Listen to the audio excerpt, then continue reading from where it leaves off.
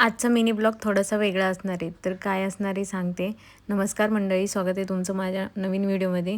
तर तुम्ही इथे व्हिडिओत बघतच असाल तर मी आमच्या सिम्बाला म्हणजेच आमच्या कुत्र्याला कुत्र्याचं ऑक्शन करते आहे.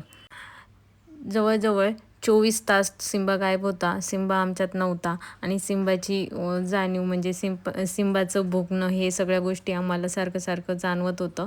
कुठल्याही गोष्टीची खरी किंमत ती गोष्ट नसल्यावर समजते आणि जर ती गोष्ट हरवली असली आणि त्यानंतर ती सापडली असेल तर त्याच्यानंतर तिची किंमत तर अजूनच दुप्पट होते. झालं असं की सिम्बा जवळजवळ 24 तास गायब होता. तर सकाळी 8 वाजल्यापासून तो कुठेतरी बाहेर गेला आणि बाहेर गेल्यानंतर त्याला घरी यायचा रस्ता सापडला नाही.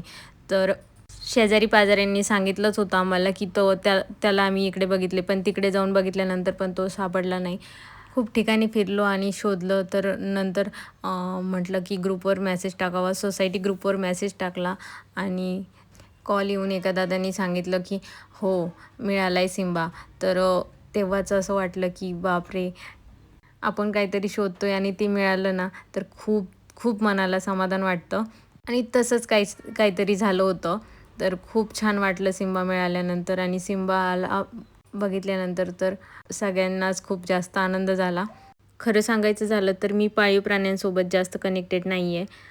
पण सिम्बा हरवल्यानंतर आणि तो सापडल्यानंतर मला त्याची जास्तच काळजी वाटायला लागली आहे. सांगायचं तात्पर्य तर एवढंच की कधी-कधी आपण जवळ असलेल्या गोष्टीची कदर करत नाही. पण त्या हरवल्यानंतर किंवा परत मिळाल्यानंतर सगळं बदलतं, हो ना? म्हणूनच एकच सांगायचं आहे, तुमच्या आयुष्यात जे काही लोकं, नातं किंवा तुमची पाळीव प्राणी असेल तर त्यांची कदर करा. जर तुम्हाला ही सिम्बासारखी एखादी इमोशनल स्टोरी असेल कमेंटमध्ये नक्की शेअर करा आणि व्हिडिओ आवडला असेल तर लाईक, शेअर आणि सबस्क्राईब करायला तर अजिबात विसरू नका. भेटूया नेक्स्ट व्हिडिओमध्ये. तोपर्यंत बाय बाय.